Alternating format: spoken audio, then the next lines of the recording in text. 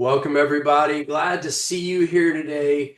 A great opportunity. Happy New Year. I don't know if it's still okay to say that. Is it too late to say Happy New Year? I mean, it's the 14th. I mean, some of us maybe the Happy New Year, you can say that until the end of January. Well, Happy New Year. Glad to have you join us today for this. While you're joining and while everybody's coming in, drop in the chat where you're from, your LinkedIn link if you want folks to reach out and connect with you as well. But where are people coming in from today? All right, we got Michigan. Awesome. We've got some folks coming in from California, sunny California, Toronto, a few out of Toronto. Awesome. That's great to see you here. Three now. Copenhagen, Denmark. Welcome. That's awesome to have some folks from across the pond, if you will. Oh, great. We got some folks from Atlanta, Massachusetts, New Jersey. Awesome. Nice to have everyone and such a diverse group that joined us today. So welcome to the session. My name is Sean Alberts. I'm the founder of CX on the Rocks Collective. It is my pleasure to be here, be your host today. One of a few folks that are part of the collective that will host events like this. And I've been doing customer experience now for 25 plus years. Unfortunately, probably a little closer to 30 years now. I've been on my own as a independent consultant, speaker, keynote speaker, as well as a consultant for the last several years. But been doing it in a big organization from startup to Fortune 200 as well. Many of you I know are part of the collective, but some of you this may be new for you. CX on the Rocks is a community. It's a free community to join. I definitely recommend you go to the website, cxontherocks.com, check it out. Join us, absolutely. Join us and join into that network because it's not just a website and we don't have these events just on LinkedIn. We actually have a Kajabi community tool that you can join. You can see the videos from prior events. You can sign up for events. You can chat and message each other, kind of like a Slack channel. Great opportunity. So definitely join us, cxontherocks.com, and look forward to seeing it. This is an experience exchange. We do these once a month, this exact second Wednesday of every month at 4:30 Eastern time for about an hour. We also do solution series. We'll talk a little bit more about that later as I talk about kind of upcoming events as well. But this is not a webinar. This is actually more about dialogue. So we have some content up front. In fact, I'm going to share a little bit up front today. Then we jump into conversations, small group breakout rooms, have conversation with each other, get to know other people in our space, and really share some ideas and some thoughts around what's going on, especially today. Because CX, is a little bit rough right now, but it's our opportunity to share, learn, and grow together. Quick call out to a couple of our key sponsors, Bespoke CSI, Honor Edge, ONR is Honor Edge, and Outsource Consultants. These are our key partners or sponsors. Highly recommend you visit their sites, learn a little bit more about their products and services and what they offer. I find they're just incredible, both as partners and incredible solutions as well. So special call out and thanks to them as well. So as we go through this and as we continue to talk, I want to share a little more with you to kind of kick off. We're talking today about, core being under pressure, and it's all about leadership. This is a little bit of my leadership keynote and even smaller part of my leadership workshop. But we talk a little bit about how to lead in today's day and age, and the focus being on the core kind of who we are as leaders and what we need within our businesses. What do we rally around when we think about, going into leadership in today's day and age? It is so challenging because decisions have to happen faster. The signals are louder. We're going to talk a little bit about that today and about some key areas across the core framework. But it starts with rate of change. I mean, we are facing the biggest transformation organizations have seen in our history. And it's changing because of technology like AI, but it's also about expectations are going through the roof. I mean, everything is kind of under flux. Like the ground is shifting underneath us, if you will, and it's happening faster. That's the other thing that's so key right now is that things are changing so fast. We used to measure shifts and changes at the decade level. We're now measuring them literally in the years or even more so months. They're talking about like monthly shifts in what things happen as soon as next year because of the accelerating growth and accelerating change. So we really have to understand because AI is reshaping things, the velocity, CX becomes where this opportunity for most organization drives because it isn't just tech and product and things like that. It's about the experience. We have to have something at the core, and that's our opportunity together. So, quick question: what does it feel like to you? What does it feel like in today's day and age? Now, I moved into Kansas City area now, but I lived for 30 years in Colorado, so I'm really kind of still a Colorado boy at heart. But knowing the river systems in Colorado and rapids, right? You have from class one to class six rapids. Class one and two maybe a little easier. Things are not too bad, and actually you're really enjoying the ride a little bit. Three and four, a little rough. You're getting wet. You're getting tossed around. But five, six of those crazy ones that come off of waterfalls. They're nuts. Where is that for you today?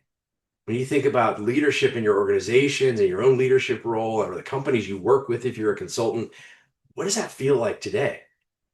So do me a favor, for those of you on the screen, give me a number. Show me some numbers here on what you think. Is it one or two, pretty easy, three or four, five or six? Okay, I see several fours. I see several threes.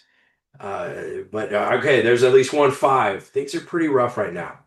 So it's for us to understand that we really need to hone around, something that drives that we can use that's repeatable that can drive change in the organization.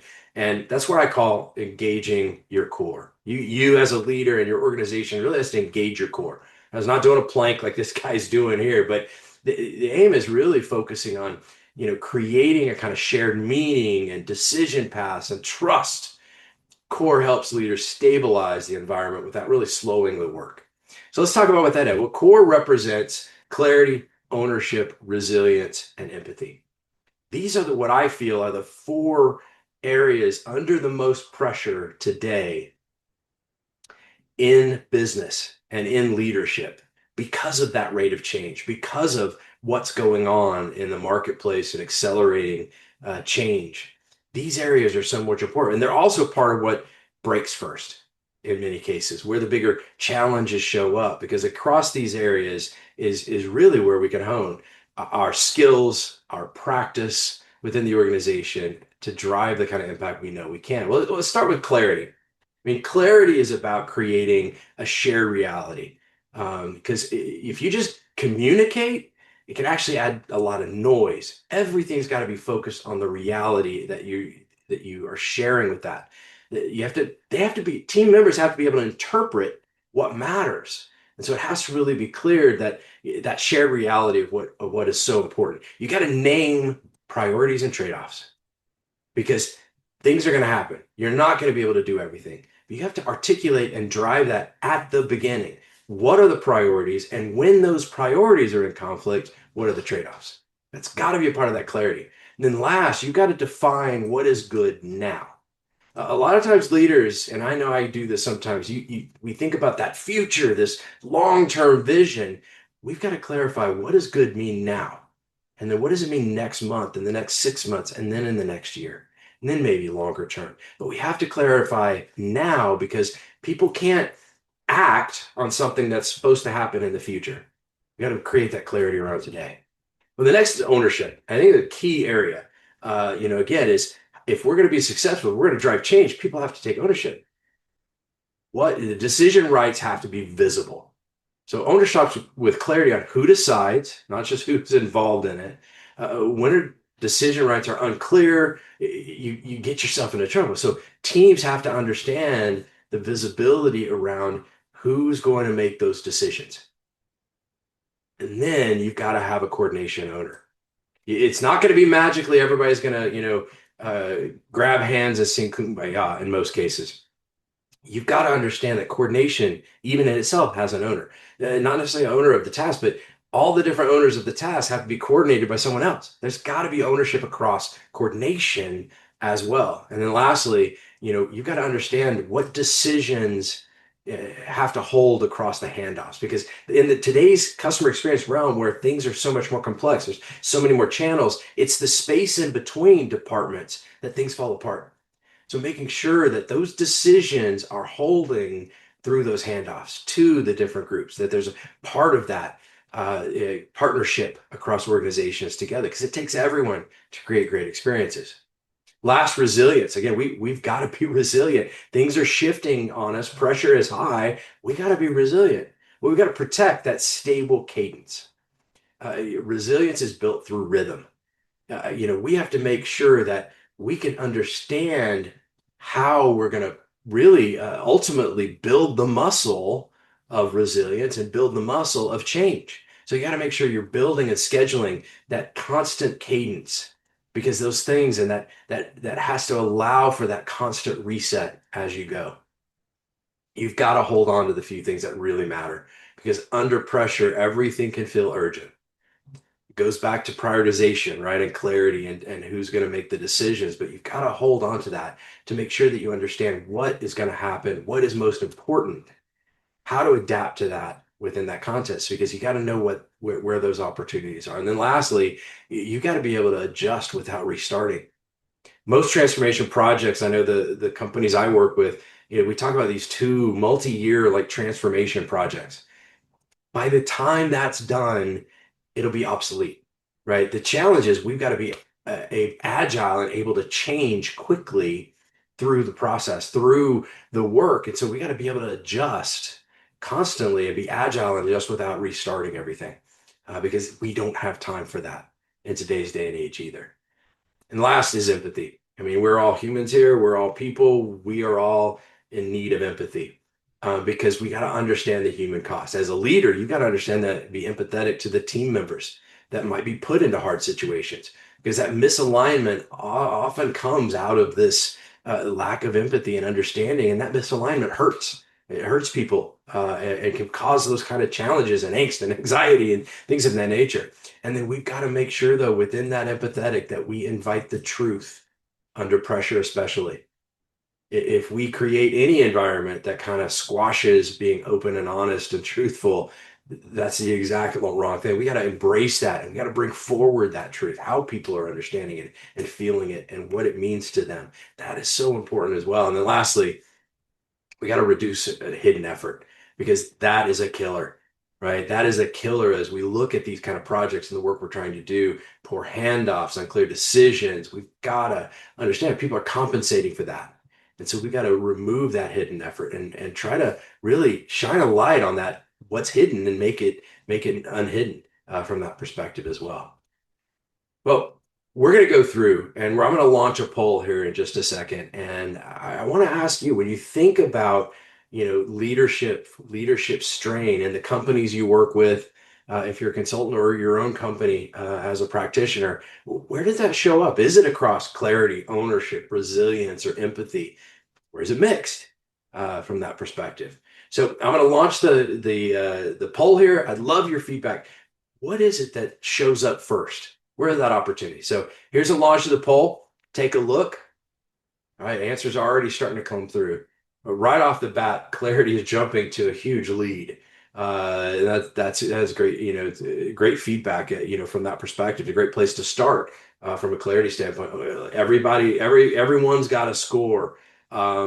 It's mixed. I'm seeing a lot of that. You know what? It just caught up to clarity. That's kind of the all of the above, right? Option D, all of the above, or in this case, E. But yeah, it's multifaceted as well. All right, numbers are still coming through. Looks like we're kind of winding down on offer. So clarity is just ahead of being kind of that mix, that all of the above answer to that, and then followed by ownership and resilience, and then last, empathy. Again, this is where we're seeing this day in and day out together. So thanks for contributing to the poll. I really appreciate it.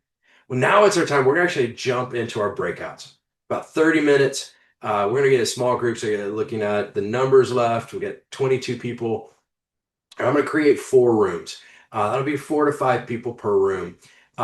If you're, some of my partners may be in the room with you, but if not, pick a speaker, pick someone to kind of share back because we're going to talk for about 30 minutes. I'd really like you to explore the prompts around this because we're going to talk about thinking about moments in the last 30, 60 days when organizations need direction under pressure. What did people do to find clarity? So we're going to do clarity and purpose. We're going to top ownership and process as well. And then we're going to prompt into resilience in people. So I just put the prompt questions in the chat. Take a look at those in your breakout rooms. Talk a little bit about that. Quick introductions, about 30 seconds each, to get to know each other, share information, and then yeah, I'm really excited to hear what you guys have from that perspective. So I'm going to kick the rooms off right now, and I will see you on the other side. Well, hopefully you guys got a chance to meet some other folks, get to know them, share some contact information, and get into some dialogue. We're gonna jump into that. We did have some people who had to leave. I noticed, and so forth. But what I'd love to get is just some of the feedback about what the discussion was. As I mentioned earlier, many of you were kind of going to join and have that conversation. I'm going to start with Dave and Gary. And in fact, at one point it was Dave, his brother Gary, and his other brother Gary, because Gary's got put in one room at the same time. So maybe you guys talk a little bit about what the dialogue was like and what you spoke around in your room. Yeah, Gary Mara, the other Gary, he had to go. He had a family commitment, so that's why he dropped. But we are all on the consulting side, and so a lot of our conversation revolved around it's kind of the chaos going on in companies right now. Speaking to that clarity and ownership bullet points, the chaos around, what are we doing? Who's supposed to do it?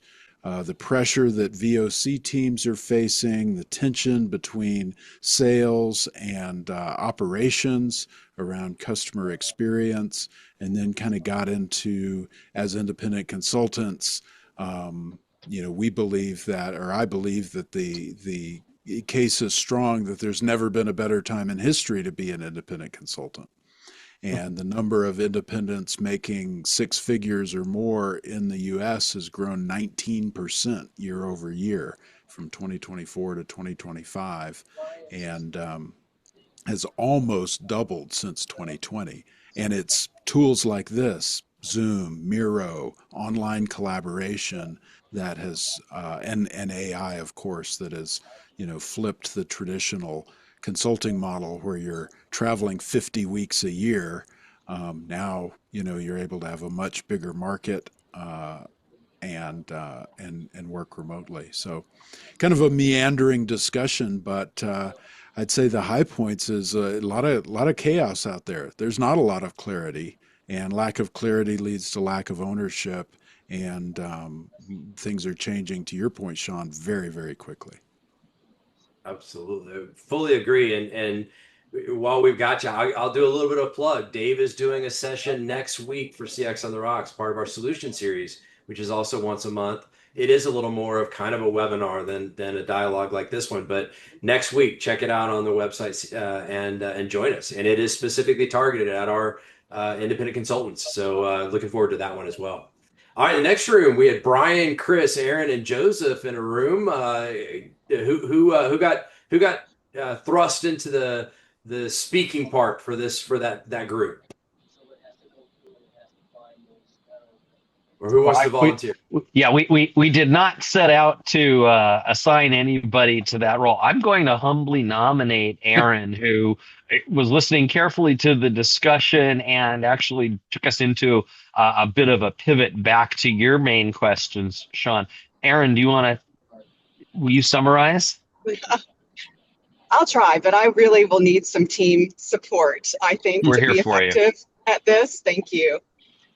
So we, similar to what I just heard, agreed that one of the challenges that exists today is around clarity, and clarity at multiple levels of the organization, whether that's at a C-suite level or even at a practitioner level in terms of what does customer experience really mean? What does it have to offer? And how to ask the right questions that really deliver business results. Um, we had an opportunity to express and exchange some of the learnings that we've had from working with clients or as practitioners in terms of the challenges when perhaps we are over focused on metrics or ask only level one questions that don't really get us to what the real problem is to solve. And all of those things, right, can stand in the way of clarity. And we also discussed, an example where taking the time to intentionally work with teams while you're going through a high volatility, high change kind of time period to really ensure clarity of purpose, clarity of priority, and clarity of role can impact motivation and attitude, right? In ways that helps everyone kind of lean in to the change rather than try to push it away. So team, that's about all I got. Please add in. Yeah, No, that was really nice. Please, sorry. yeah, I'd say that's hitting the nail right on the head. We also spoke a little bit about the problem with ownership and how it's being passed around certain organizations, kind of like a beach ball because no one really gets it and it's difficult to understand, implement, execute, measure, etc. So it's just kind of being handed off and therefore it's losing its fizzle, if you will. I would say ownership is you say beach ball, I say hot potato, right? Remember the hot potato game, right? It's sometimes, oh, not it, no. So definitely one of those challenges for sure. Any other notes? Did we All we right. spent some time talking about the importance of the difference saying between exploring a tool like AI versus exploring a solution. And lots of people gravitating towards tools because they're fun and easily identifiable versus finding the problem they want to solve and then figuring out, oh, is this one where I need a hammer or a screwdriver? Mhm. Yeah, for sure. Yeah. All right, let's move to what I have as room number two. Ariel, Laura, looks like Miriam, Nalia, Nala, and two. Is it two? Is that right? Did I get it right? Yes. Yep. Okay. Um, no, in our case, we kind of also took clarity as one of the key concepts because today, because of all these constant changes that we are going through, is quite important that companies have clarity about what they do, who are they are targeting their products or services, and have a clear understanding of those things that are in their hands, because there are many other variables like technology, the technology and the key aspect of AI, and all the geopolitical and political changes like wars, trade wars, and so on that are out of the hands on the things that the companies can take uh, they can deal with. So it's critical that the clarity about the business and also the alignment between the different areas, because we talk about ownerships and there needs to be clear responsibility within the different areas and share uh, of goals, because if not, happens the traditional sales versus marketing and so on, that they push in different directions when they should be everybody should be on board on the same page. Laura, to Yeah, I think you covered it well there, Ariel. Um, the only thing, I mean, we just with the ownership thing, we talked about that being, it's a cascade down from clarity, and to the point of it being a hot potato, Sean, as you said, I think it totally is. But what I'm seeing, in some of my organization and maybe a few others, is it's not even just I don't want to do it. Sometimes there's fear involved. And if there's a lack of clarity, and if you have management that functions in a certain way that's a little bit more reactive, owning that feels like a dangerous place to be, because maybe you don't fully understand what the organization wants you to do. And if you own it, you put yourself in a bit of a hot seat. So, I feel like there's kind of some of that, underlying some of the things, at least, from where I sit in my organization as well. And I can also supply that some of the lack of clarity can come from wanting to do too many things at the same time. Yes. So I was at a company, and sometimes it can be beneficial to come from the outside and look at it and demand, like, give me a list of all the projects that you're working on. And this was a company with a couple of hundred people, and they had 70 projects going on. And that's, of course, not something that can be managed. And that means that the company is not focusing on what is most important for the business, because they are trying to do 70 things at the same time. And of course, that's not going to succeed. So companies are very good at starting projects and not as good as they should be in finishing them. Yeah. And I think in a general sense, I mean, it's hard. I mean, all of this is hard. You running a business, doing a business, being part of a business, it's all hard work. And, that's, and we are people that, we don't always like hard work, right?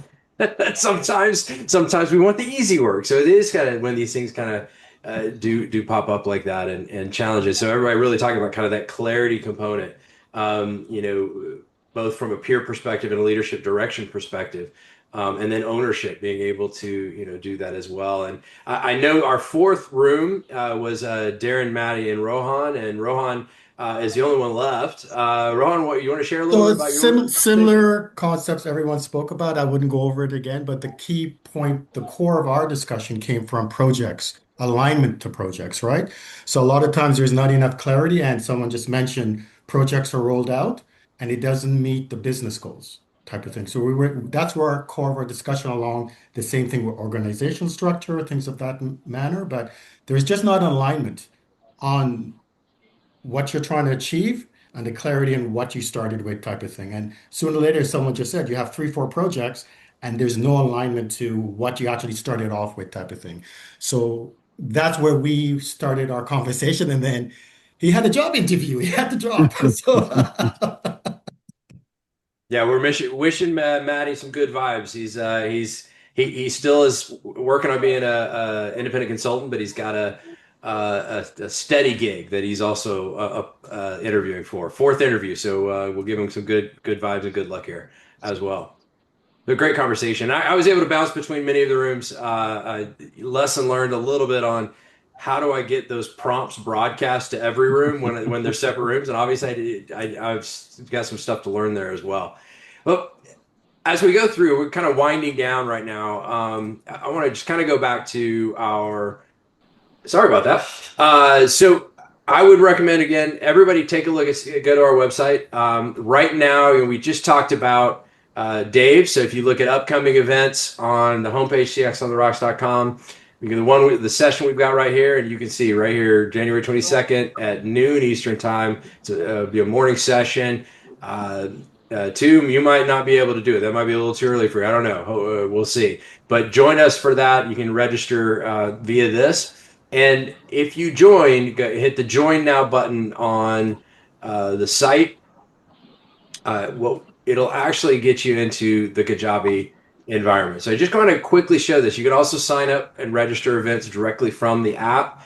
You can see specific events, recordings for past events. In fact, if you look at all of the past events, the recordings are loaded in here from a YouTube, and you can actually jump over to see those as well. So it's a great opportunity to be a part of the community, get access to the recordings for past meetings. I know it's not always easy to get on that. And the Experience Exchange will always now be the second Wednesday of the month at 3:30 Central, 4:30 Eastern time.